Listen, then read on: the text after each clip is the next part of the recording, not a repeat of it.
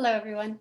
My name is Jill Marriage. I am a graduate student in Museum and Curatorial Studies at California State University, Long Beach, and I'm the lead organizer of Forms of Reparations, the Museum and Restorative Justice. This is a virtual symposium that aims to identify the many ways in which cultural institutions sustain white supremacy, imperialism, and exploitation. First, Nicole Saul, a fellow CSULB art history graduate student, will give an acknowledgement.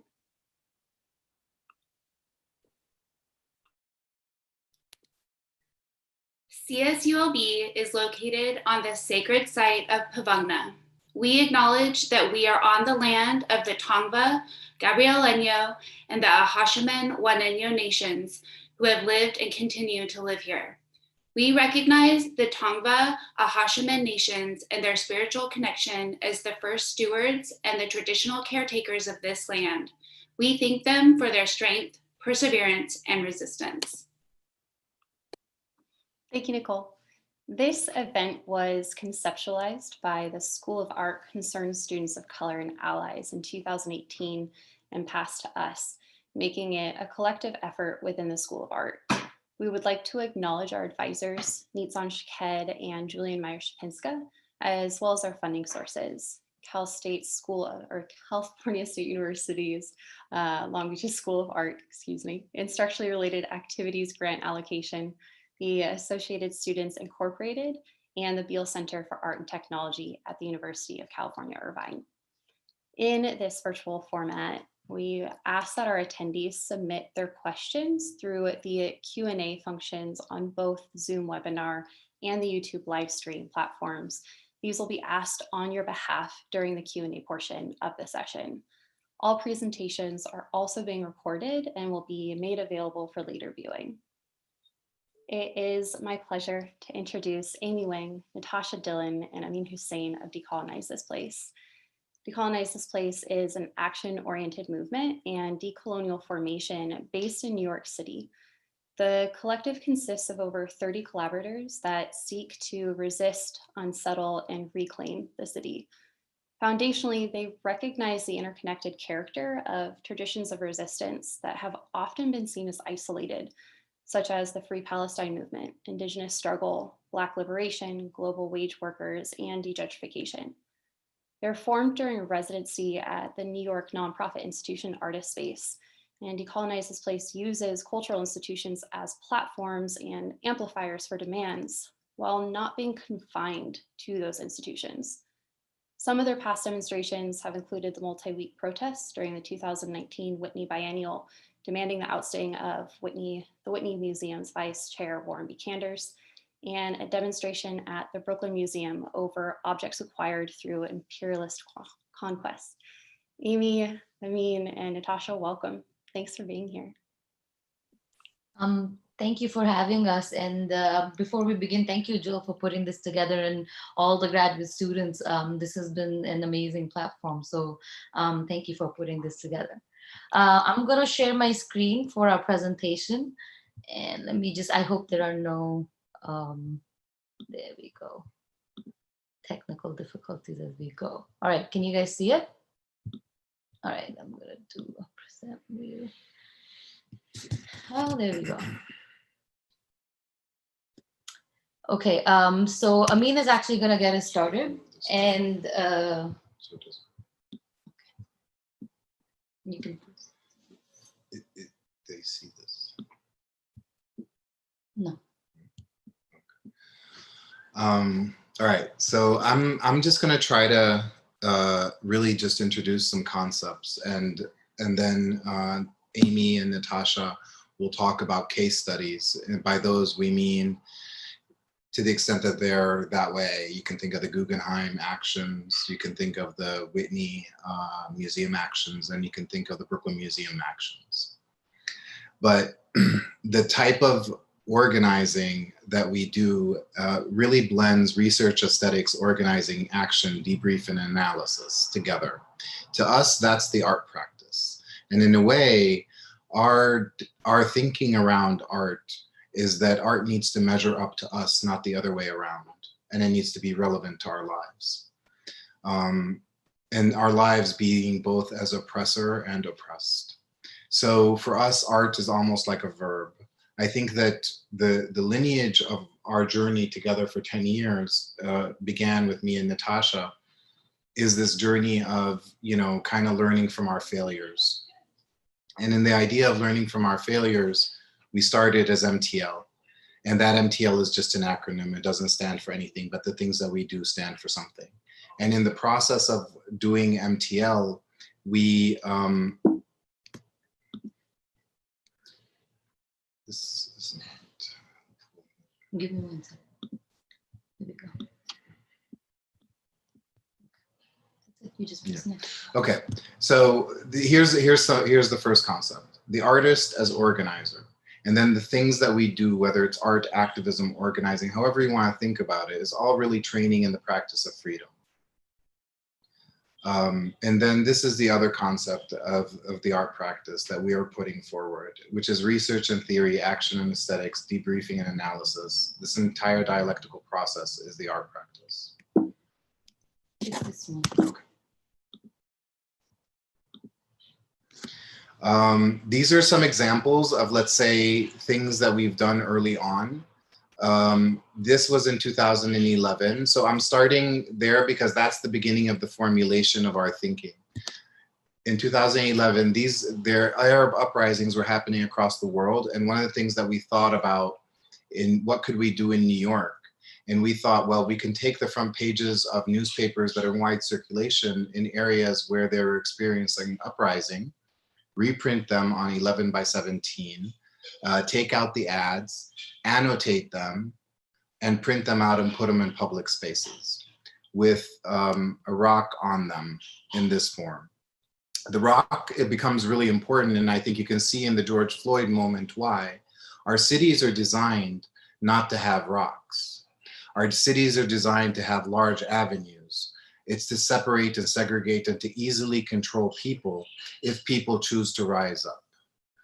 So the removal of the rocks, this goes back as far as the French Revolution, but the removal of the rocks from the city is something that we thought is important to bring back. Because when you have rocks, you may throw them at cops. But also, if you look at this image over here, what we're talking about is something that blurs the lines between performance, sculpture, and just actually the way you kind of distribute communiques. Either way, this kind of presence of something in public space kind of calls the person forward, and to the extent that they want to see what it is, they probably have to touch the rock, remove the rock. And we've seen people remove the rock and then put it back. So this is the idea. This was in 2011. A lot of our thinking around art also is like, what does movement generated art look like?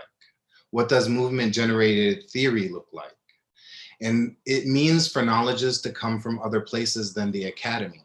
Sometimes we talk about the lived experience, and that's really essential, but it's also from the ground up. And I think our experience in Occupy Wall Street as a failure was this idea of like, sometimes the artist's role is not really to make art in the traditional sense. Sometimes the artist's role is to participate and is to take the lead from others and is to learn by doing, because that also allows for a different way of thinking.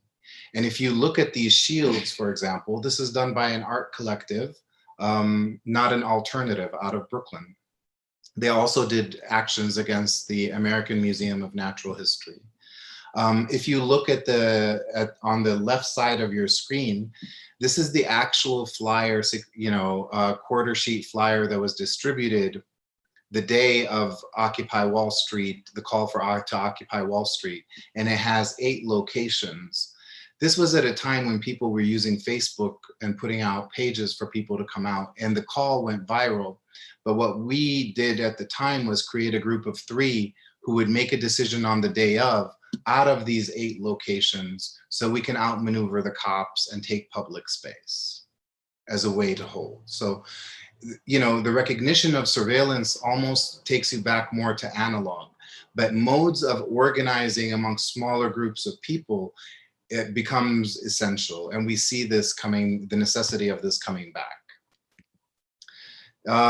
This is just an image to show you how many said that the movement was white, and to the extent that it was, it happened later, but there was an erasure of POC people in it, either through media representation or through modes of counterinsurgency. In other words, often when you have movements, the government tries to let you think that, hey, well, those are hippies, or hey, those are white people, they don't care. And in the process, it reproduces that exact effect. What we did as artists, perhaps, in that moment was to produce a movement-generated theory magazine in which we brought people like Michael Gayatri Spivak, Silvio Federici, in conversation with people in the movement. And the idea there was an intergenerational way of thinking and doing. The people on the street have much to learn of people that have been thinking about these questions for a very long time, but also the theorists have to be connected to the people that are making decisions every day. And we thought of this magazine in a way as a conversation amongst us, in which the idea of us has to be constructed, and the ideas of thinking and modes of organizing and how things also have changed. If we were organizing as workers around wages, what does it mean that most of us are in the red? Most of us have debt. How can we think of debt as a negative commons? How can we think of horizontal debts to each other as actually nodes of solidarity? Because reparations is about debt, but do you need a government to pay debts? Is the debt meant to be paid off and therefore you sever the relations to each other? Or the recognition of these debts are modes of social bonds that we can build together? This becomes important when you critique, for example, Marxism, or you critique the idea of like, it isn't about us being united right now. It's about us being together and also recognizing difference and recognizing the debts that we owe each other. Because as a person from Palestine over here, I owe debts to those who were enslaved. I owe debts to the Black liberation struggle. I owe debts to the Black radical tradition. I also owe debt to the fact that I'm on stolen land. That's unceded territory. Here, it would be Lenape territory. So what does that mean for how I organize? What does that mean for how I make art? What does that mean for where I live and who I'm accountable to, and what am I building? What are my aspirations? So we were thinking about these things in like a printed form, because it also is a crack in capitalism, and thinking about aesthetics. And if you look at these drawings, for example, these drawings were made in public spaces by Jacques McPhee and Occupy Print, where they interviewed a lot of people about their relationship to debt and how it made them feel, and they were making these drawings. So we would bring these drawings into the magazine, and we would do research as well. We also recognize that there is something about, and it's still happening right now, a lot of the organizing in the city, in New York City, tends to be US centric. But the thing is capitalism isn't US centric. You know, capital doesn't recognize borders. So then, you know, we think of intersectionality. How do we resist intersectionally as well? And, you know, Angela Davis has spoken about this. It happens all, you know, people speak about it, but we were intent on what does that thinking look like coming from a movement. And here the prime example is like, okay, well, what happens when we think of the colonizer as lender? And this idea of free Palestine, occupy Wall Street, and strike debt. So this is some of what we printed. Fast forward, I think that, you know, the class analysis that came out of Occupy is something that, you know, is relevant today when you think about museums, but it's also relevant for artists to think about their own positionality. We're not used to thinking about class, and we need to. Here's an example of a real image after Hurricane Sandy in New York, and this is Manhattan, where the only thing that really is lit up is Goldman Sachs. And this is an idea of like wealth, and, you know, it also connects to global capital. So the other example is like, we think of galleries, we think of museums, but we really need to be thinking about spaces. And here's a situation in which, you know, the church has played an important role in imperialism, but we also know churches right now are opening their spaces for something that they consider to be mutual aid. Sometimes it's really more charity, and I think there needs to be more thinking around that, more in terms of mutuality and less, in obligations rather than just, aid. If you focus on the aid and not on the mutual, it tends to be more charity. But this is an example of us, the network that got created during this time. And see, there's aesthetics in everything that you're seeing in these images.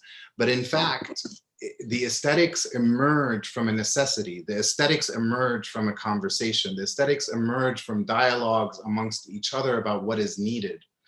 And if you look at the yellow sign, that's also by the collective, not an alternative. So we use this network that got created in the relationships to then kind of spring into action when the state withdrew because they weren't ready for us to kind of be in Red Hook, be in other places. And, at the end, that was also a failure because people tend to revert into charity and NGO models and the like, right? But, thinking of, again, I think it's a truism of crisis and opportunity. And you hear Naomi Klein talking about, crisis capitalism. But, we also been hearing in New York City about, crisis communism. Because when the state withdraws, people, like what happened in the pandemic, people step in. People step in naturally, right? So what does art look like? And we know of a lot of galleries and a lot of performance spaces that gave up their spaces in order for these kind of operations to happen. But the question is, and this is what you'll see later on with the Whitney, why do we have to wait for a pandemic? When we have, creeping fascism, which is, colonialism coming home, all of these things happening at the same time. This is just an example of us then reflecting and taking images and writing a story, a possible story of the failures and what we learned in very simple terms and where the analysis would come from. And then, putting it in a gallery. But it's the writing that happens for the movement that then finds its way into a gallery. And this was in Oslo. So, traversing these different spaces is important, but where the impetus comes for the work and who this work is accountable to, and it doesn't reflect one or two people. It reflects a lot of struggles and a lot of conversations and a lot of also conflicts around complex issues in which we don't think we have the answer to, but we are taking one step and offering one answer. Here, I just want to kind of point out that very early on, to get us to decolonize this place, we recognize that moments of rupture last 2 or 3 months, people's energy, all these struggles are connected. Therefore, why just work on one issue? In other words, how can we map sites of injustice? How can we connect things for people in which the actions are both, engaging in that war and the imagination that's being waged, but also, facilitating transformative spaces. And this is, a 90-foot by 45-foot banner that dropped off the Manhattan Bridge, but actually we threw off the NYPD by heavily advertising a Brooklyn march at the same time. And using the churches to sow this from nothing and using cash to buy it and, having really just a few people know about it. And once it fell, and I think, Nitasha, you can talk about what beauty looks like. When it fell, the people on the bridge across didn't know, but when they saw it, there was a roar. And that roar moved everyone. And I think that it'll be a feeling that those who were there, it can never be documented, but those who were there is just like, that was beautiful. That was the march on the Brooklyn Bridge happening at the same time. And this was around Ferguson. So you can see the strands beginning connect. The strands came out of what people were doing, right? And an analysis. So we just want to highlight the fact that a lot of the activists and organizers that were involved in Ferguson got lynched, and this is a person, one of the people who, on the one hand, the solidarity between Palestine and Black liberation struggle is real. On the other hand, power waits for things to die down and then they take their revenge, right? Because they want to make known that if you resist, you pay a price. This is also different kind of, whether it's making a sign or making, a printed matter, the connections, not the reduction of a struggle, not to say this is like that, but to say, I see you, I hear you, right? And that's what we have emphasized. Power gets built horizontally, not by claiming power. This is just another example of actions. We've done these actions under different names, right? Before we ever got to decolonize this place. Here, 11 banners were made. A lot of thought went into the edge of the banner and how the edge of the banner could be a Palestinian kufiya because it was made by the Palestinian group for the Black liberation struggle. And then made 11 for the first time, for the 11 times that Eric Garner said, I can't breathe.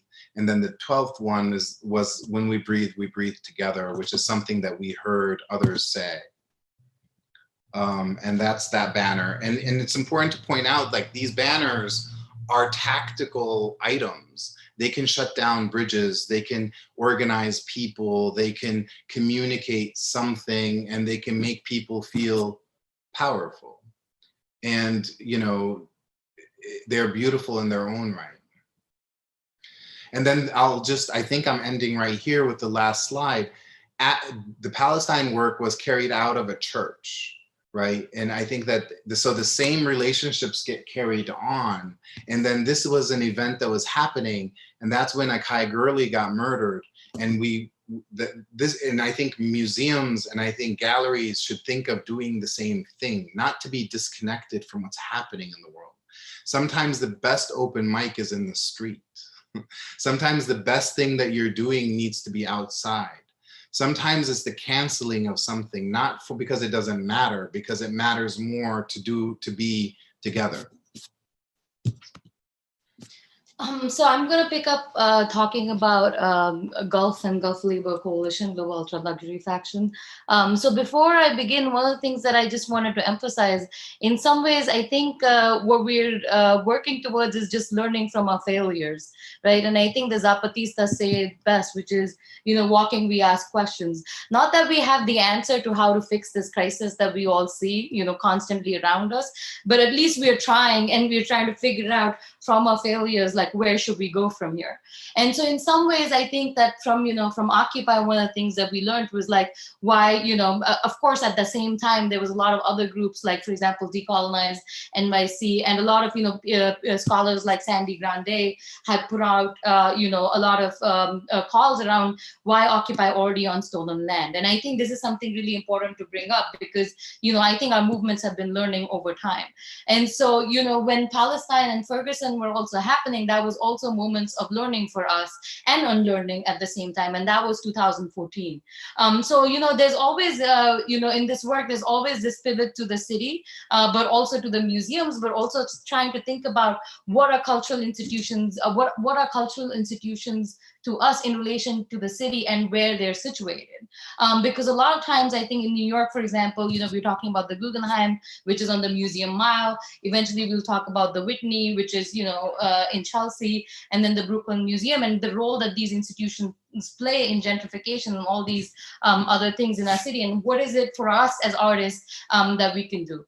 So the Guggenheim stuff, I think I'll go very quickly through it. The main point was that, as Amin mentioned, during Occupy, one of the things that we realized was how US-centric and American-centric was the projection that Occupy was giving to the rest of the world or the media or even people coming through, but how many of its organizers were actually people not just necessarily from the United States and had an anti-imperialist kind of analysis towards what does it mean to actually think about resisting in the belly of the beast, right? Because it's in the Wall Street. And so coming from, from that experience, thinking about the action at Guggenheim, we started thinking about what does transnational solidarity mean? And specifically, what does transnational solidarity mean, where you're not just tokenizing somebody who's working in Abu Dhabi, constructing, what could be a franchise of the Guggenheim. So that's where, this kind of action started. And it had multiple, phases to it, but also multiple facets to it. So this is, a projection that was done with the illuminator called the 1% Museum. And just to give a little bit of the context to people who do not know about what happened at the Guggenheim, and it's still happening. I think this week there's a lot of stuff happening, so keep an eye out for things in the news. But basically, Guggenheim decided to build a flagship in Abu Dhabi. There's already an NYU there.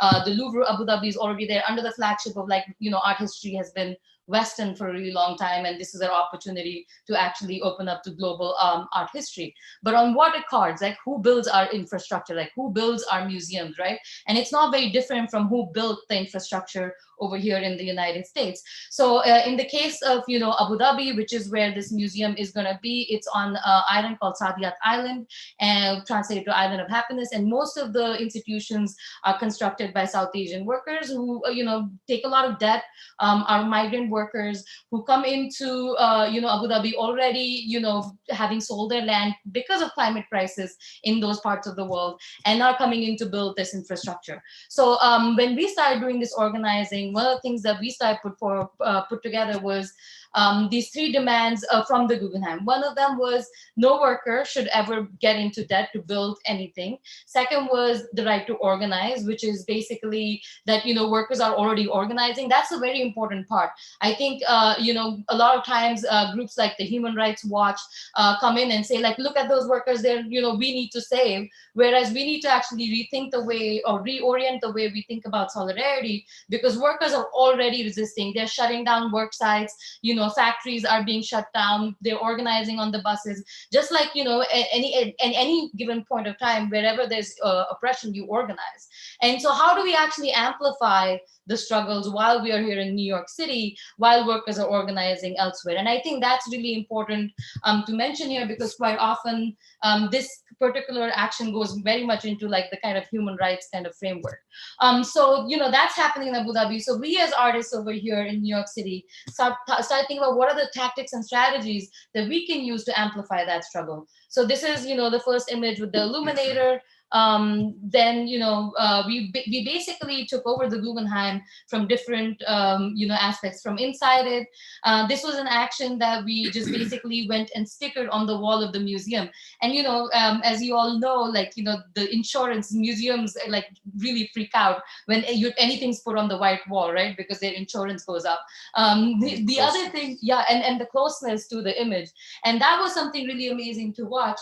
But apart from that, one of the things was that all of these actions were not organized through social media. They were through word of mouth. People gathered, like a mile away from the from Guggenheim. They were done on, on days that the institute, nobody paid $25 to get into the museum. They were done on, pay as you wish days. And it was all, kind of coordinated. We would meet outside, decide what we were doing, and there would be a bell or a ring or like some sort of a cue that the action begins now, and everybody had a role that they would participate in. And so in this one, there was a smaller, teams of people who went in to different floors and basically put these stickers up on the wall. And for all of these actions, the things that we would do is, think about what the Guggenheim's, exhibition was. So for in this case, the exhibition that was going on was Italian futurism. And so our point was like, is this the future of art, right? Where workers, like under what conditions are art institutions actually built?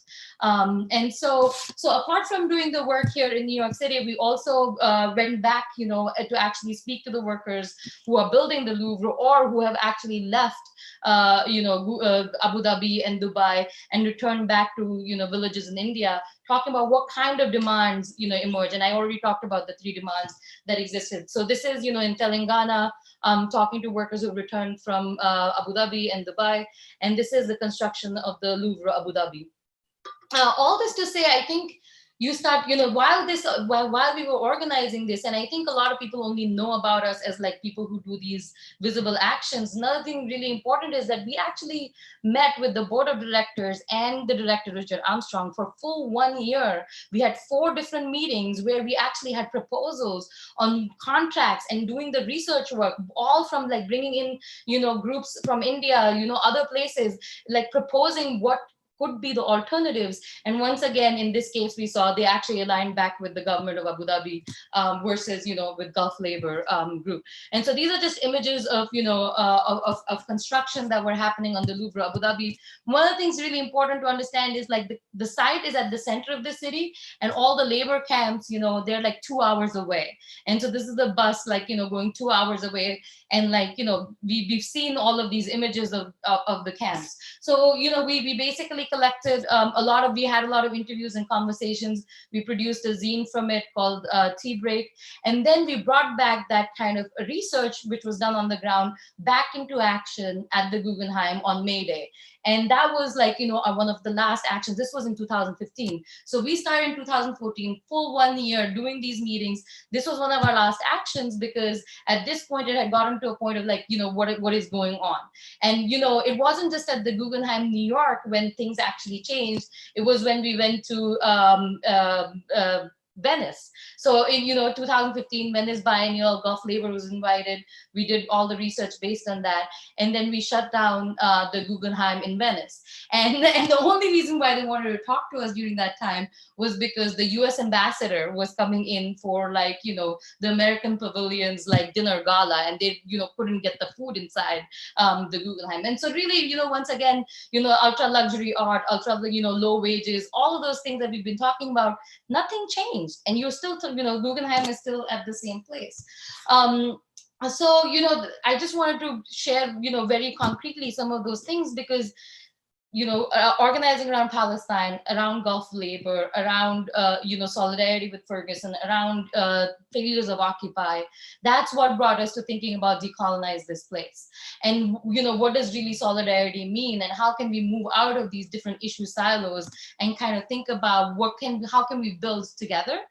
Because, our freedom is either collective or non-existent. And one of the banners we have, I don't know if you have an image of it, is like, when we breathe together. And I think that's something like, that's really the ethos of how we want to organize and kind of build solidarity. And so the first action around decolonize this place that we did was actually at the Brooklyn Museum, where there was a show called This Place, which was, art washing of the occupation of Palestine. It was 7 or 8 photographers, the best of, you can imagine, Stephen Shore, Jeff Beall, Faisal Sheikh, who were given a lot of money to go into Palestine and document this kind of neutral view of what Israel-Palestine is. And one of the things that happened was, while, organizing for all of this, was the show was actually funded by private banks. So what that did was create a loophole for the exhibition to not come into BDS, which is Boycott, Divestment, Sanctions for Palestine, which is a movement, by the civil society in Palestine to basically boycott any government Israeli funding, right? And so you boycott, and you must be hearing about it, a lot of times, like right now, recently, one of the panels, I think, on the West Coast, Zoom had taken it out, and it was, US PAC-B, so that's the kind of movement we're talking about. So basically they were able to bypass the BDS because they had private funding. But these private banks are the same that actually fund a lot of settlements, and they're the same banks who are here in New York City, and they've been the ones funding this exhibition. So it wasn't just and then on top of that, once you went into the exhibition, you would see who was humanized and who was not humanized, right? So you would always see Palestinians at checkpoints, or like in places where there's like humanity is completely shattered, whereas you would see settlers with guns with like family portraits, right? And so so there was a lot of things going on. So what we did was go in and put up these posters, dump the fine out of gentrification, we are not for whitewashing occupation, settler colonialism out of Brooklyn, BDS is the floor, not the ceiling, and did a mic check around all the different struggles that then got connected via the Brooklyn Museum. Another thing that was happening at the same time while the show was going on was that many groups were protesting the Brooklyn Museum because of its role in gentrification in the neighborhood. David Berliner, who's now the president, he's also a huge real estate tycoon, and already people were organizing around that. So when we started thinking about doing this show, we were like, okay, if you have to talk about settler colonization in Palestine, how can you not talk about settler colonization here in Brooklyn, which looks like, of course, we're in stolen land, time, but also looks like gentrification, right? Which is, long-term displacement. And that's when we start thinking about, okay, how do we actually connect our struggles, which are happening right now, but in these longer histories of struggles that we've been seeing. And so what we did was, apart from doing these different mic checks, kind of do a decolonial tour of the exhibition. You can see in this is an image of Stephen Shore. Naming and language is also very important, right? So settler colonization once again renames everything. So what we did was put the Arabic name instead of, like for example, in this says it's large crater Negev desert, which is actually Wadi Ruman al-Nakab. And so renaming then in this context became very important. So small acts like this can also become, acts of like transgression and also things that can bring together communities. So this is us all together outside. And I think this is really important because, this is something that Grace Lee Boggs talks about, the idea of visionary organizing versus reactionary organizing. A lot of times people think these are just protests and actions, but at the same time, we're also thinking about the community that we want to build. So it's not just about negating the world that we see around us, but also enacting the solidarity and also creating the world that we want to see simultaneously. And so, and based on that, after, I think it was, the last action was in 2015. In 2018, we went back to the Brooklyn Museum, but this time was when they had, hired 2 white curators, one for photography and one for African art. And this time, apart from talking about, their art washing of, exhibition, we talked about the idea of decolonization commission and what that means. And I think we'll talk about it a little bit more later, but this was the starting point, right? So decolonization commission, not as just one demand, but a starting of a process of starting to think about decolonizing the institutions. And Amy, you want to start? Can I just add one thing? Yeah. Because I think just at the end, a lot of people talk about decolonization commission. And I think that at least in 2018, what we've told the Brooklyn Museum, and we still haven't gotten a response to, is that we understand that things are complicated and we understand that things take time. And we don't want to, and we're not speaking on behalf of anyone, but we believe that this museum has to commit itself to a process in which they bring stakeholders to the table and we talk about within the scope of these 7 points. So the demand was a decolonization process. The demand was the shared control and a commitment to this process to figure out what does material effect given to territorial acknowledgement look like? What does beyond diversification, right, it look like? What does a decolonial inventory of what they have in terms of thinking about reparations and repatriation look like? And also the conditions of workers and how to think of worker democracy. And the replacement of a bad apple of David Berliner at the time, who's still now leading the museum as a real estate tycoon. And what can the museum do to mitigate its effect of gentrification?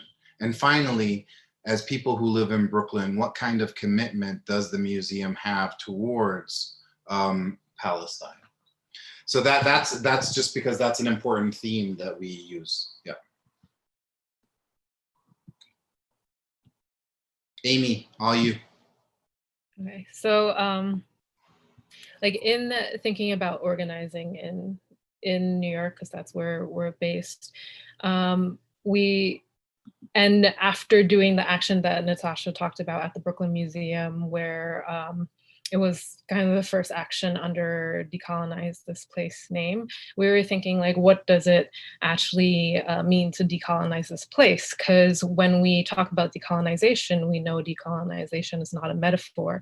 And there is actually a really good article by Eve Tuck and Kay Weng that talks about decolonization as not as a metaphor.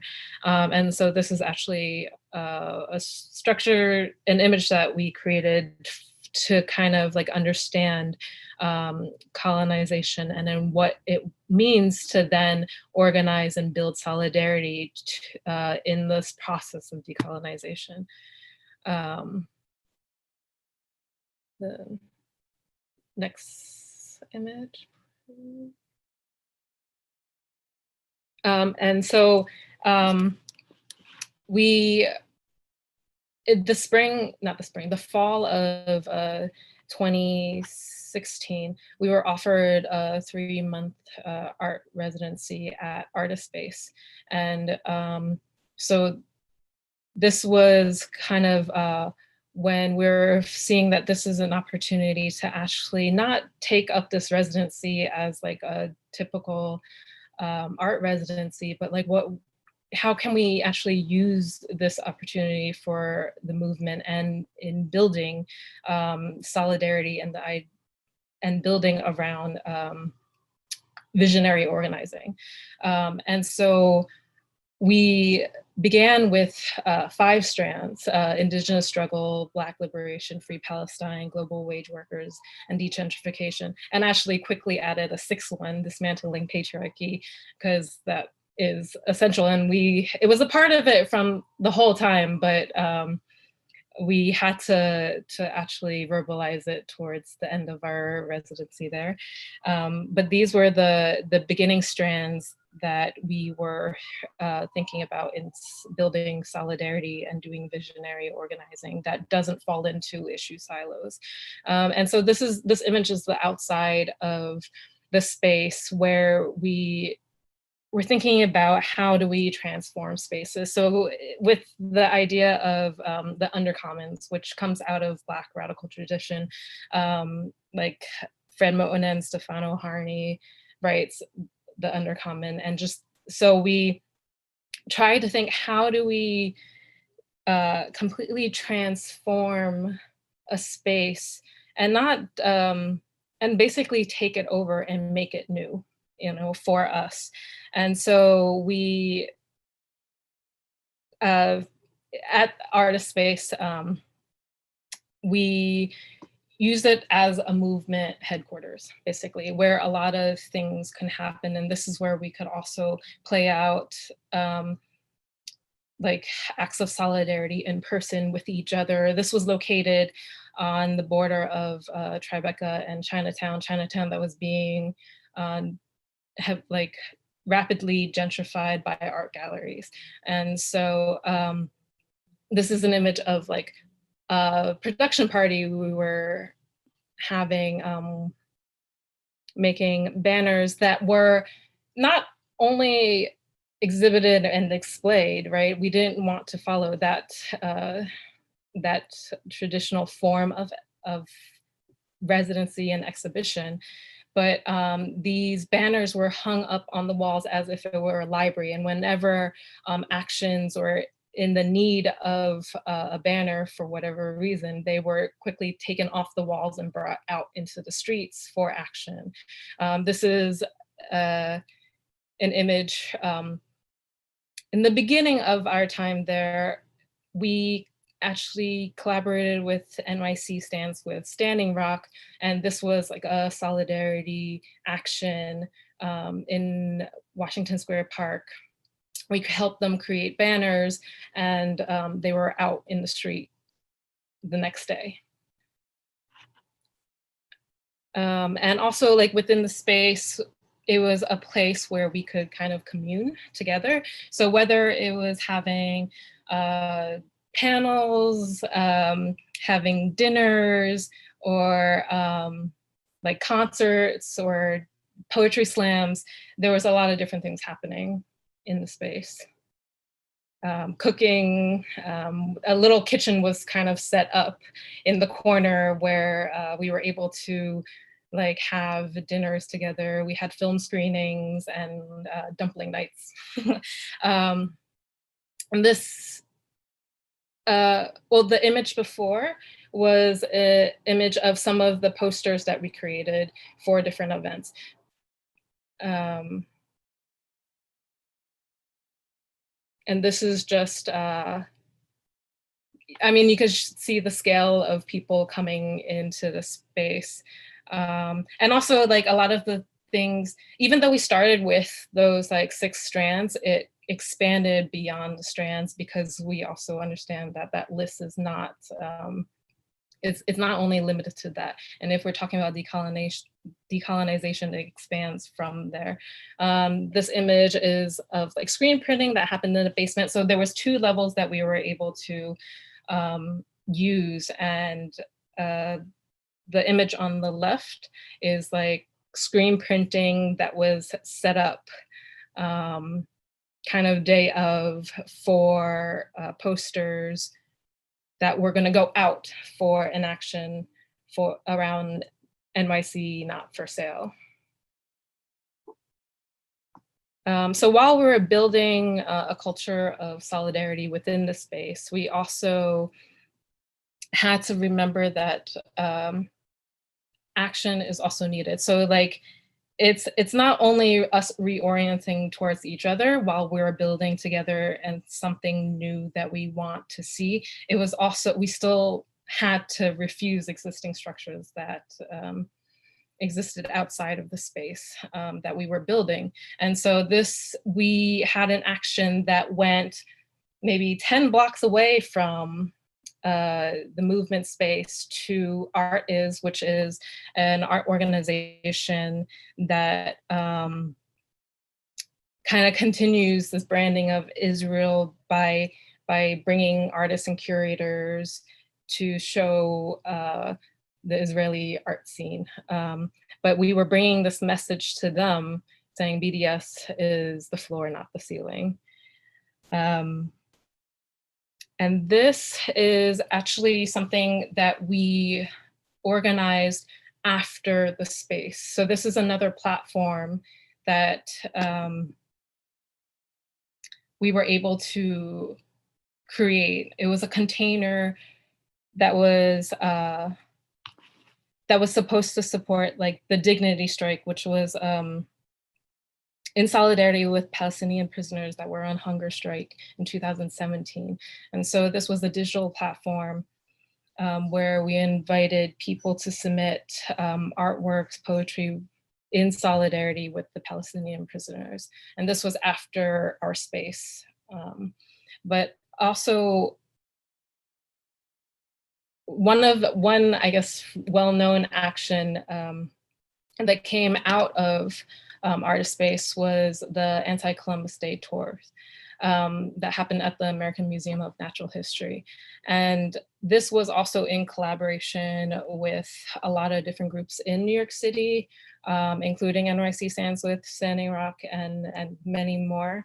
But we organized an action around 3 demands to the museum.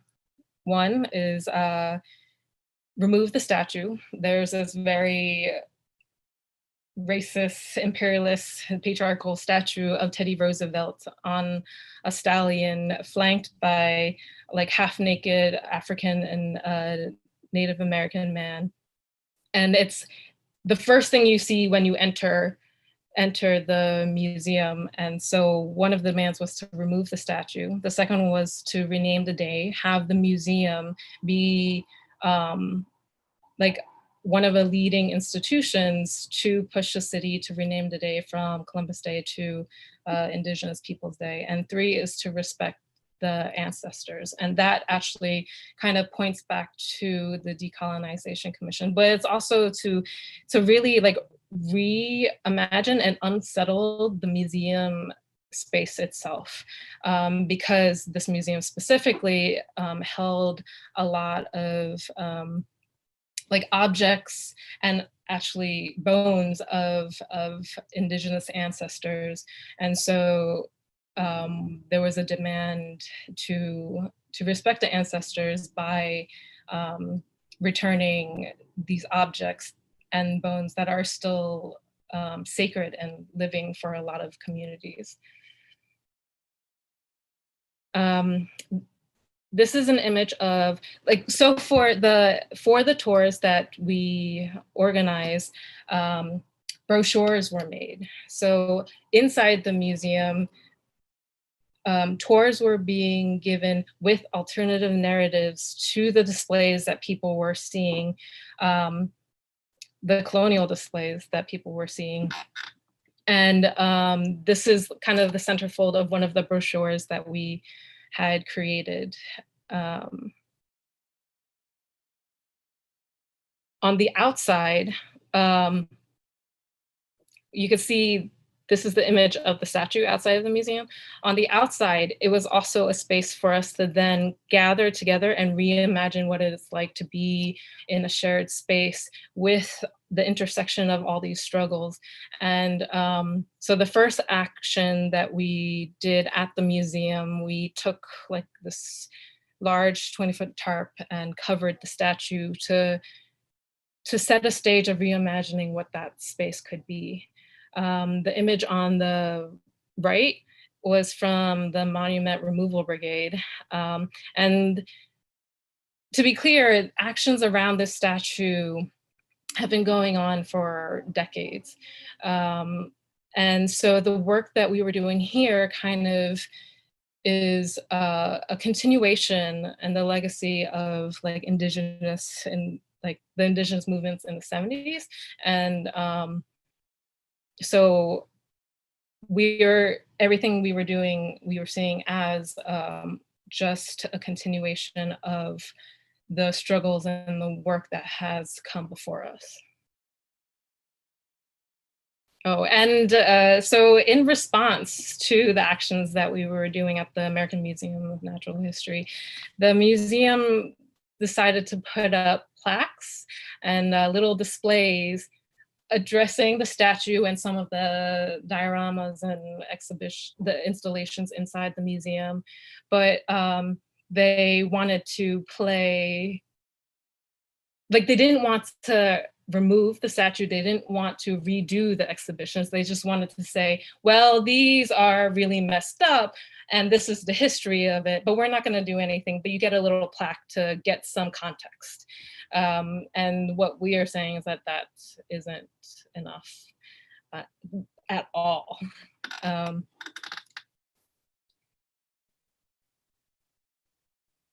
And just to share that since then, after the George Floyd moment, we've seen many monuments and statues being, dragged on the streets, from Columbus statues to everywhere. And in New York City, after that, the city did announce that they were going to remove the statue, and it hasn't happened yet. We don't know when it's going to happen, but that's something that came out of a lot of the organizing that many groups did. We're going to almost end, but before ending, we did want to talk a little bit about the organizing at the Whitney. And one of the things I think that the reason why we're sharing this is because through these case studies, we've learned a lot of things, and hopefully in the Q&A we can share a conversation around these. But when we are thinking about decolonization, I think for a lot of people it was very easy to imagine decolonization in the context of, let's say, American Museum of Natural History or even the Brooklyn Museum, because both these institutions do hold remains, do have artifacts and things that they should not be holding. They're not theirs, right? But with something like the Whitney Museum, it doesn't have that kind of, it's a contemporary art institution. So what does decolonization mean when you start thinking about the Whitney Museum? And I think that's why it was really important for us to start thinking about that. And and with the Brooklyn Museum, it's both a mix of contemporary art and having stolen, basically looted objects that don't belong to them, and we don't even have an inventory of what's in that institution. So they do play progressive, they do all these different shows. I think Brooklyn Museum definitely tries to put that image, but if you all know, there've been a lot of letters been coming out from the staff both at the Brooklyn Museum, at the Guggenheim Museum as well. And similarly, this was a time in 2018, December 2018, when the staff, 100 staff people put out a letter talking about the Warren Kanders, who was at that point at the board of the Brooklyn Museum. Right, so Warren Kanders runs Safariland, which is a tear gas and weapons manufacturer company. Tear gas used everywhere in the world, from the Truana border, which is where the migrants were trying to come in from, to Palestine, to Turkey, to prisons here in New York, to Baltimore, to Ferguson. Everything that we've been talking about. This is the tear gas that it produces. But also apart from that, gives a lot of equipment to the NYPD, and also the bullets to IDF. So this this is something, you know, that became at the forefront of the struggle. And for us, what was really important was that this is, you know, we need to think of this as a crisis, but we need to think about from crisis to decolonization. Because as you've seen through all these different institutions, there's always a crisis. We are currently right now in a crisis. But if we do not think about decolonization, or if we do not think about visionary organizing, we're always in that reactionary loop of, you know, kind of responding. So what does then decolonization mean from the ground up? And that's what we started with, you know, the 9 weeks of art and action at the Whitney Museum. So this is from, you know, once the letter came out in December, at that point, we'd already, you know, we had this kind of decolonial formation in the city, which was along these different lines, and there was already solidarity built. So in no time, people were able to gather in the lobby of the Whitney Museum, demanding for Warren Candace to go. Right, he must leave. And so this is, you know, the action that was done at the lobby. And so the crisis just the beginning. And from there, like I said, we started the 9 weeks of art and action. So the first week was, you know, just focusing on the tear gas and that this person must go. We also gave a lot of posters, like we tried to make friends with, you know, the workers at the Whitney. There was, you know, separately, anonymously, a lot of workers had reached out to us about what's going on at the museum. So there's always this, there isn't a binary of like who's inside the museum and who's outside of the museum.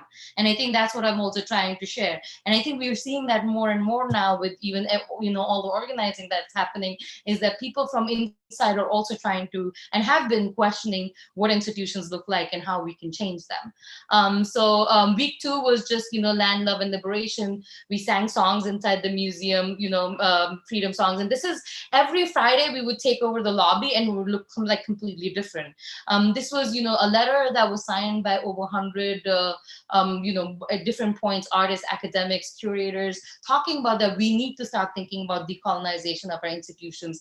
And, you know, and by decolonization, we just don't mean reparations and, you know, repatriation of remains, but also thinking about the land that we're on, the role of the institution in gentrification, the board of directors, who is, you know, what does curatorship even look like, and all of these things. And I think that if you would talk to us right now, it's not that Warren Candace must go, is that his position needs to go, right? So it's like, it's not that, you know, we need a more progressive director or we need a more progressive curator. We actually completely need to rethink how we even think about art for our society. And so this is, you know, just this is week 5, and each week we had a different group that came in, you know, based on like, you know, where Warren Candace's operation kind of worked, global operations. So, you know, week 5 was around Palestine. Week 6 was I think week 6 was also around Puerto Rico. Yeah, this is week 6.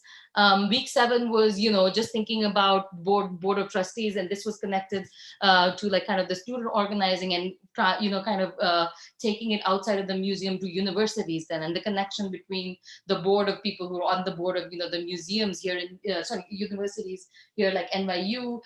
For example, what's his name? The Blackwater guy. At MoMA, like, you know, he's also on the board of NYU. Warren Candace was on the board of, is on the board of Brown University. So these are all Blackrock. I can't remember the name of the guy. Larry Fink. Yeah, Larry Fink. And then week 8, and this is when we also started going into organizing around degentrification in the city. So week 8 was, you know, we took the train all the way from East New York, came down all the way into the city, and different gentrification groups got on at different stops talking about the struggle around gentrification, and also how the Whitney Museum plays a role into that. So, and then finally week 9 was decolonization, right? So it's not about all these different issues, but we need to collectively think about what are these institutions doing. And so, Amin, you want to wrap it up? Yeah, so the work, so you saw, we talked about like the artist as organizer, we looked at the aesthetics, we saw how it's rooted in movement, how we learn from our failures, how we look at cultural institutions as a reflection of society, and we try to kind of address them as such. In a way, museums are sites in which we wish to reclaim, and we want them to be responsive to people and our needs and our lives. Now, as we built power, there was another fight that was raging in New York City, and it was the fight against new prisons. And so what we did was we recognized that the Ford Foundation was playing a critical role and the construction of 4 new jails and building that kind of consensus around that. So we went to the Ford Foundation and we shut them down. And this is an image of us going there. And then this is the image of us showing up at the institution and with a speak out. And ironically, they called the cops, which was, you know, interesting. And then we built on that kind of thing by building the analysis around no new jails on stolen land. Is this constant thinking of like, how do we insert this idea and kind of develop the analysis? But also it was a moment in which rather than going into the American Museum of Natural History, we went into the city and through Central Park where there was Seneca Village. Because this was the 4th Indigenous Peoples Day, Yeah. for in relation to that. And there was the eradication of Seneca Village, which is like a Black ownership of homes there, and tried to think about what is the relationship of abolition to decolonization. And I think that one important thing is decolonization necessitates abolition. Because when we are thinking about unsettling everything, we're thinking about how do we construct something different. And abolition is on the same path. And through the organizing, we begin to address very complicated notions that exist between this is stolen land, right? And then the concept of 40 acres and a mule. Because this is how settler colonization functions. It pits people against each other. And one of the most beautiful poetic things said is like, amongst Indigenous and Black organizers on this day, is that we weren't meant to know each other. Because with Indigenous people, they were meant to be eradicated. And with bringing enslaved here, they were meant to take their place and offer the labor for free, right, as enslaved people. So that's kind of the work, you know, that is complicated, that can't be answered, but could be addressed through the organizing. And we ended in front of the Met because we know what the Met is. And so here you can see abolition now, prisons, borders, bosses, no new jails. They want the art, not the people. This is the accumulation of a lot of the analysis and thinking. This led to a full, you know, addressing kind of the necessity to the police brutality that it was at its height before the pandemic, where at least our metro system was being, the police were increased and, you know, they were ticketing people and they were addressing, you know, they were targeting Black folks primarily. So we organized and we shut down the subways. We did different diversity of tactics. It became very viral. And, you know, that's kind of like FTP led to the George Floyd moment. And this is just some images. And we'll end with like a new zine that we put out last year, I think, in 2 years ago in multiple languages, but that was released in Palestine, and the scale by which we operate on. And this is, I think, 20,000 copies, and it's given out for free. And no one gave us, I mean, friends give us the money. We don't apply through grants, so. Sorry, I'm gonna mute myself.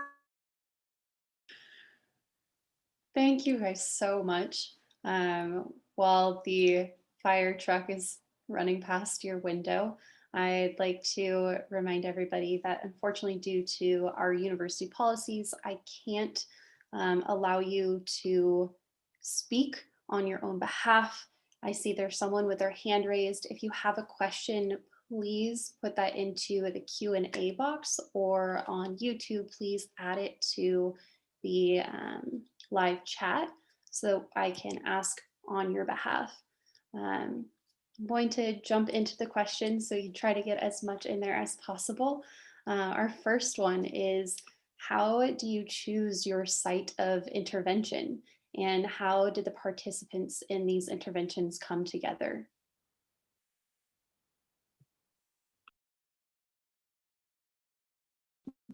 Sure. The short answer is, I think we think strategically, because what we have been effective at is, again, these sites of intervention are really kind of battlegrounds that we choose for a war waging in the imagination. So can the site can it push the analysis? Can it produce some kind of conversation? Can it change the nature of the conversation being had? Can it be pedagogical? Is it really responsive to where people are in their thinking and where? So it's a lot of that. And I think in terms of how people know about this changes depending on the nature of the action. Then you get into action logic.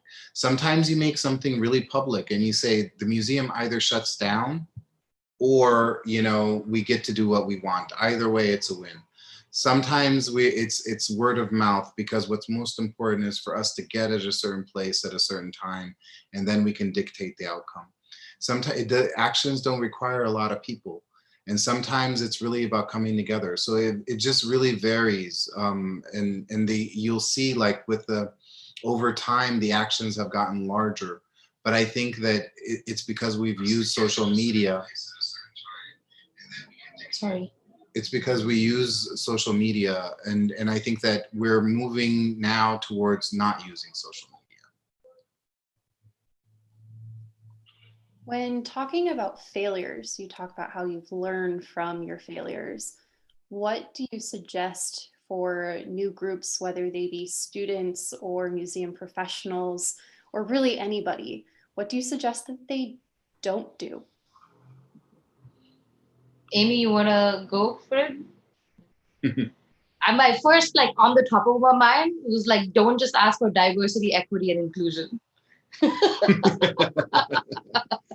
That was like immediate reaction. I don't know why. Yeah, go ahead, Amy.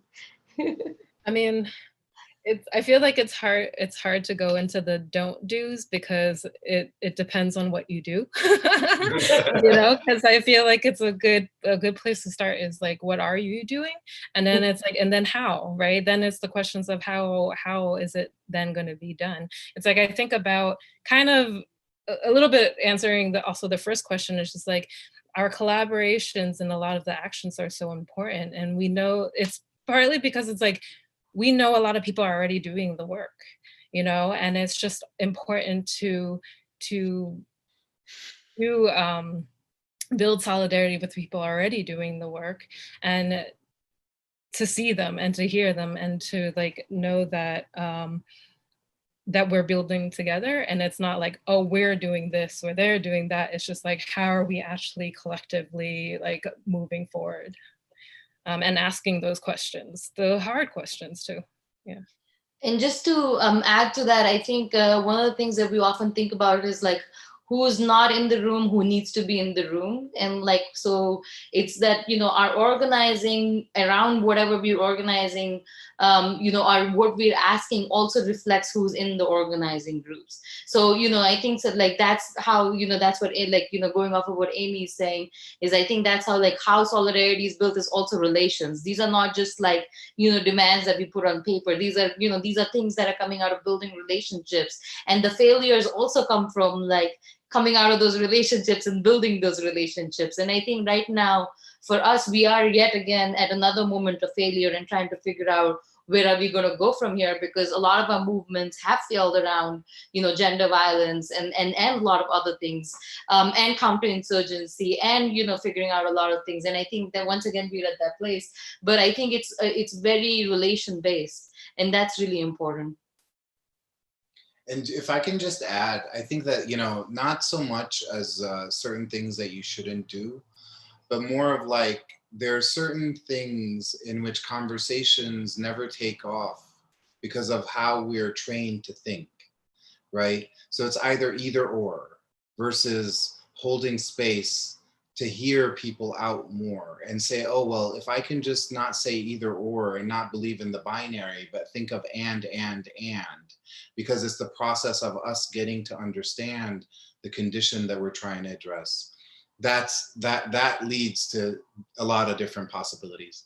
The other thing is you can be in conversations and meetings and you could be like, well, if we don't, you know, if you ask for the museum to do all this, then it'll collapse. And like, these are disingenuous arguments. Like it's not the end of the world. We're trying to talk about something that we have to give ourselves It is the end of the world, though. It is the end of the world. So in a way, it's like now or never. You know what I mean? So like, I think that there's a lot of ways in which our social mode of thinking around criticality is something about tearing down and not building together. It's like we don't have the generosity, we don't hold the space, we're not patient, we don't think of, hey, we don't have to agree. And that's the most important thing. It's like, again, unity is one of these things that's oppressive, because people that insist on unity somehow have the privilege or the power, or they want to, and it ends up being policing actions. All right, thank you. Do you have thoughts or suggestions for art workers who are working in museums who do not share their desire for decolonial and anti-racist change? How can we organize from within? Yeah. I mean, I think it makes sense that there's going to be people because people come from different backgrounds and different experiences and different education. If you're a person who's white and straight, raised in this society, you're going to be less inclined and you're going to be uncomfortable. At the same time, they're also most likely oppressed. So then the question isn't so much, it's what kind of conversations do you have, and how their existence or their presence or their position doesn't limit the actions that you take, right? We don't organize with everyone. We organize with people who we have a shared politics with, right? And we with people, with others, we're able to move the conversation, to change the nature of the conversation that's being had. And that leads us to you. And here we are. And that's really what it requires. Also think that we're right now in a very different moment where everybody, like, institutions have already been falling apart. And since, COVID-19, it's even become more to the forefront. And I think going back to, what we were talking in relation to the Whitney, we are in a crisis, and the response can't be once again within the system, right? And that's why I think thinking around decolonization and really understanding what that means for that institution becomes really important. And so, giving the example of, for example, Artist Space, when we started thinking about, the 3 months, movement space over there, we started, of course, from the land we're on, but also the neighborhood that the institution is in. It's in Chinatown, and the effect of, that institution that's happening, the effect of gentrification in that neighborhood. So at this point, I think no matter where you start with, you start connecting the dots, whatever is the core, you start connecting the dots, and then you see who's organizing around these different things. It's kind of like, mapping these sites of injustices, but also mapping within the institution, who's on the board, how, where's the money coming from? Like, it's really just doing a little bit of research work and then thinking about how can you organize around that. And I think at this point, it's astonishing what our institutions are involved in. And at the same time not. So I think beginning from there, sharing this information, and I think organizing around affinity is really important. And because, and I think having affinity groups, I'm sure people can find co-workers who are thinking along the same lines.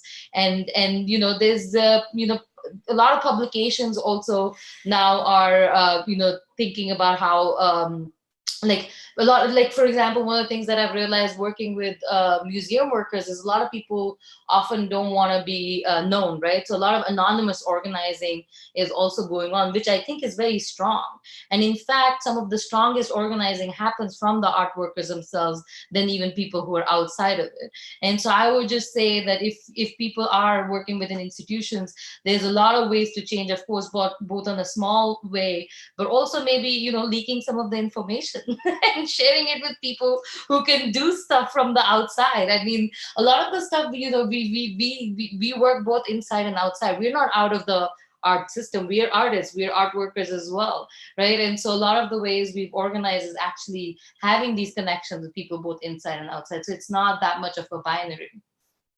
Yeah, even just thinking about, if we're talking about the work that we did around the 9 weeks of our inaction and at the Whitney, that actually really began from the Whitney staff putting out a letter, and it was taken up by people including us, to in solidarity with the museum workers and the staff there.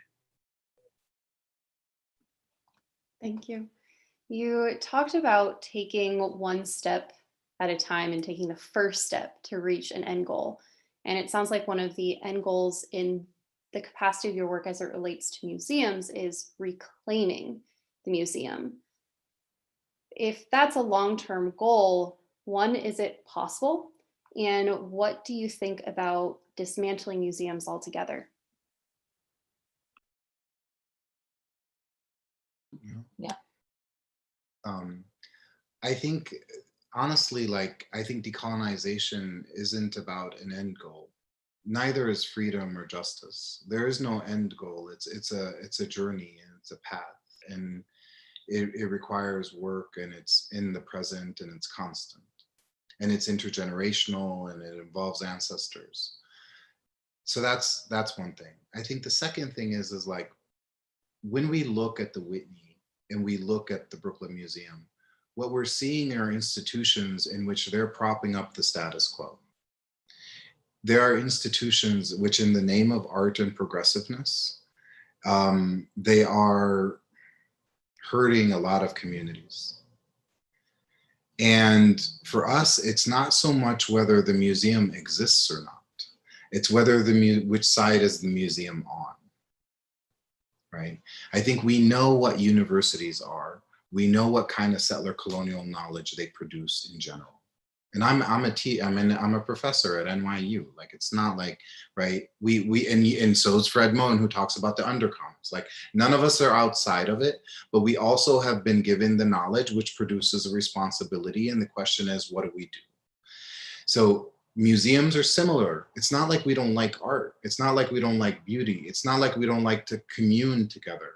But it's like, I don't feel good when I know what that thing is doing, and I can be there at the expense of other people being erased. I also know that my freedom, and I mean it in the my life is connected with which side I'm on. And I have to be on the side of the people that are oppressed. And the museum is not oppressed. And the museum's not neutral. So then the question for us is, will the museum choose our side and the side of people, or will it choose the side of capital? You think before the museums were run by board of directors who have a lot of money? What do you think they're going to look like right now, and how right-wing they're going to be? What is that going to mean for aesthetics? Which artists get chosen? Which curators get hired? What do they get paid? Curator for care, caring for what? For who? I mean, it's crazy that we still talk about like the end of the world is the abolition of the museum. The abolition of the museum, or if you want to say what Fred Moen talks about, a society that requires us to put shit behind walls and behind glasses. I mean, so much of it is crazy. So like, we have to open ourselves up to imagining rather than keep holding on to the thing, and we keep losing it. And I think that's really the challenge for all of us right now. Anyone who says, well, are you for abolition of museum? I don't know, maybe. That's not really what's dictating how we move. Amy, wanna? I mean, I think Amin said it all, but yeah, just like the idea of, is it possible? Is like, it's possible as far as we can actually imagine, right? So if we stop ourselves from imagining any further than what it is now, then of course it's not going to happen, because we're stopping ourselves from actually imagining something else. And it's like, because like, tell me someone who can imagine that we'd be doing this right now. Like, we were supposed to be together and now we're doing this on a Zoom webinar. And like, could people have imagined that we're where we are now? Well, then can we imagine ourselves somewhere else too? You know, and like bringing ourselves to a different place, like on our terms. So. Yeah, and I think just to add, like, you know, we're talking about both abolition and decolonization, but they're also very context specific. So what abolition and decolonization looks like for one institution is not necessarily what it looks like for the other. There isn't like one umbrella of like points that one institution follows. And I think in terms of that, really the question is who is involved in the process and what that institution transforms into. And I think that's the beautiful thing, right? The reclaiming or like, taking over allows for that kind of thing to emerge. What is around there? What do people need?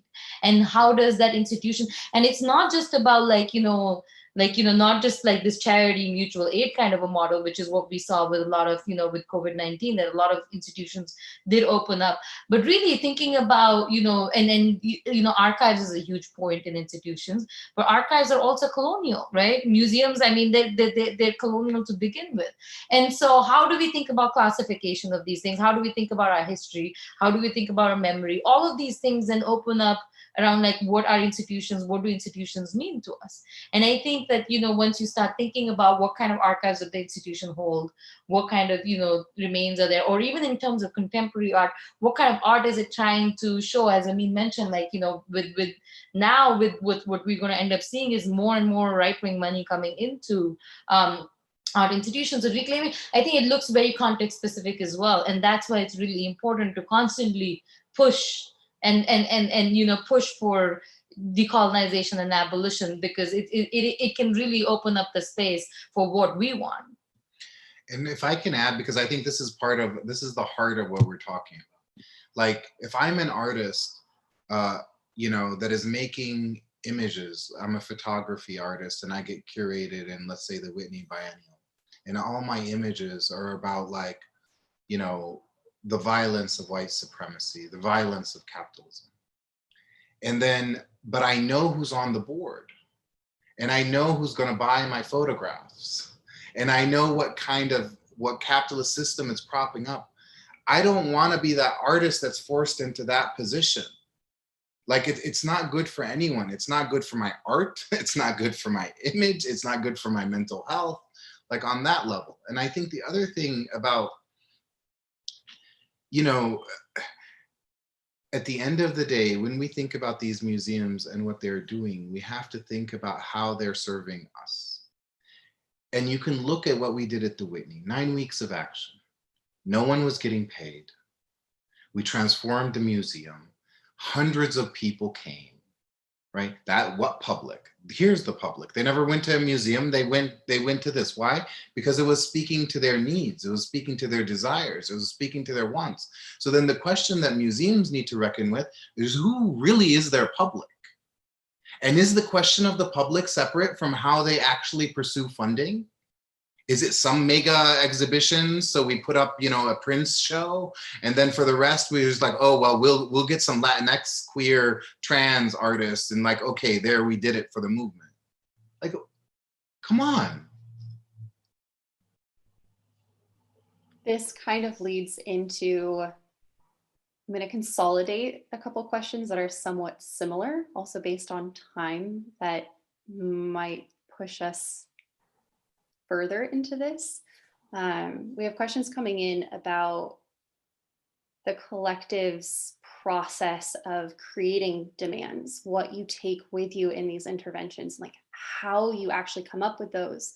And then there's questions about, what do you recommend art curators do beyond pushing this form of just diversity, equality, and equity and inclusion, and rewritten labels, beyond this performative visual solidarity? How would you as a group come up with demands to take into this space? I can start talk about the demands, and then maybe you all can, help with the rest of. Mm-hmm. So in terms of the demands, I think a good example is, let's say the American Museum of Natural History, right? Or even like, in terms of the Whitney.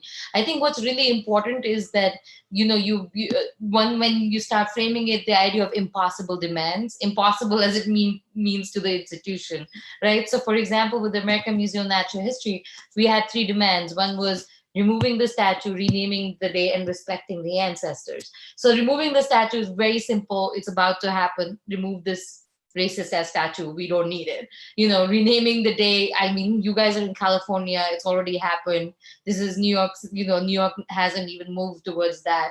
I think there's like 1 or 2 Columbus statues that have been removed around different cities here, but like in New York City, the Columbus Circle is still standing. So that's still an outstanding demand. But then respecting the ancestors becomes this broader demand, which asks for overhaul of the entire institution, right? Because of just, it's an institution which has a history of eugenics in it. It is a hall of white supremacy. Every corner that you turn in that institution, you see the kind of horrors of colonization, but also the daily violence that it enacts on the visitors that come in. It's it's an institution that gets the most funding from the city. It's an institution where public school kids go, right? This is an institution that is also involved in the education of younger generation. Right, so this is like, it's crazy that thing exists in that way over there, right? So then the impossible demand in the way, it's not impossible for us. We know respecting the ancestors is not an impossible demand. But I think in the way that we frame our language, it's important that we are who we are and we share that. And I think the demands then, kind of come through that. And it comes from, this is a lot of our lived experiences, right? And that's why, going back to talking about how we build these relationships. So it's not that it's just, and this is really important. And when we're talking about this work, it's not just the 3 of us who are doing this work. There's many other people in our collective. I want to give a shout out to, Mars, Kyle, Andrew Yates, Crystal, all the other people in our collective, and then broader New York City. And I think that that's really important because we hold each other accountable and we, kind of dream and strategize and hang out together and build relations. And that's how we think about these things. And I mean, and then we also see what's the energy on the ground. And I think a lot of movements are pushing towards these things. So I think the idea of both possible and impossible demands then becomes important. Impossible for them, but possible for us. And I think that's, yeah. And then, yeah, I mean, I think each context, the process has also been different. Like with the Whitney Museum, the demands were made internally, right? So that was key. Like, I don't think people recognize how important the Whitney organizing inside was. It was also back end and front end, right? So the issues of class, of race, somehow they managed to come up with a letter that allowed us to then ask ourselves, what does solidarity look like, right? In relation to the people on the inside. At the same time, we would never be the group or the people that said, remove one person. But we had to honor what the organizing that happened internally and then tried to map out other struggles that then that in relation to that one person who they had an issue with. I think that with the Brooklyn Museum, it was a lot of the demands have been articulated over time in a consensus kind of way. But when we, our positionalities matter. I am not Black, right? I'm not indigenous to this land. Therefore, many of the conversations happen with people who are. And we consult and they're part of the core organizing and they speak to these matters, right?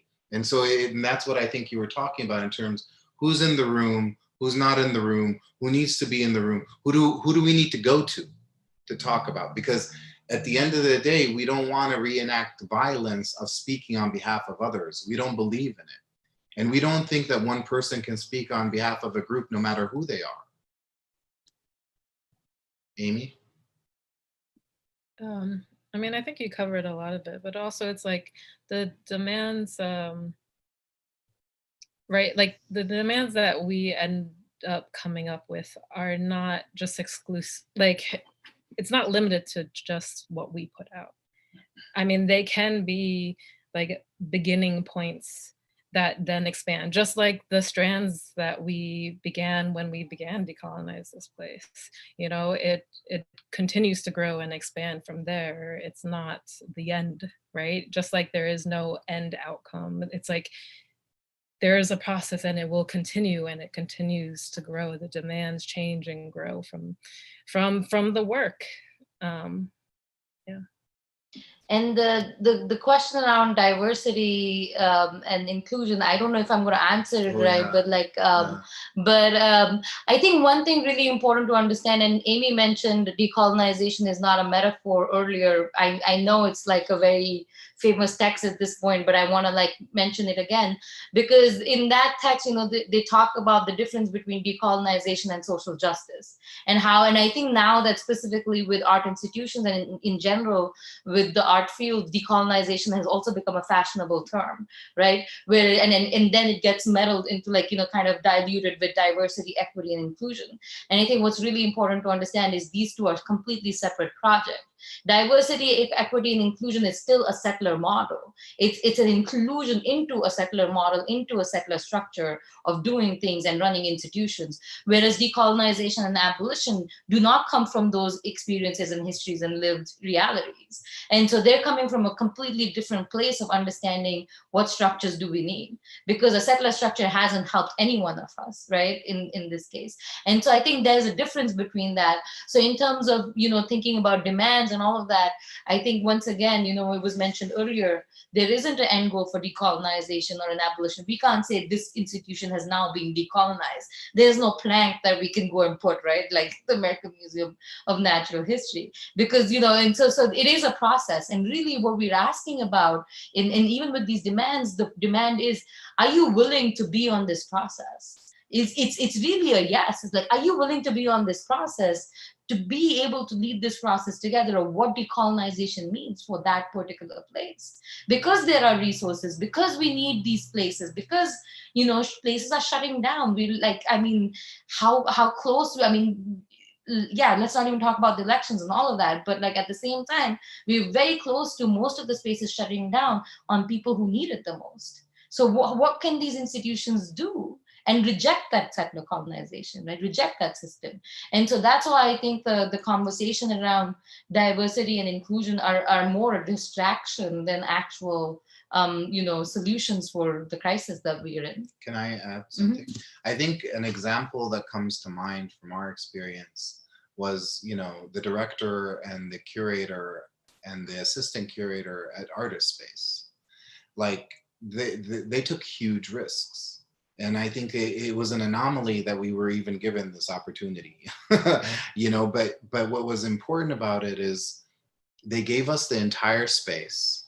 They withdrew. They gave us access to their email mailing list. We collaborated with the assistant curator. We were part of a team. We broke down those boundaries and barriers, right? And I think that on our end, we had to think about other people coming into the space. How can we rearrange, their budget and redistribute, right? So use the space, redistribute wealth, think of a new value system for what we were doing. Everyone was transformed in that process, right?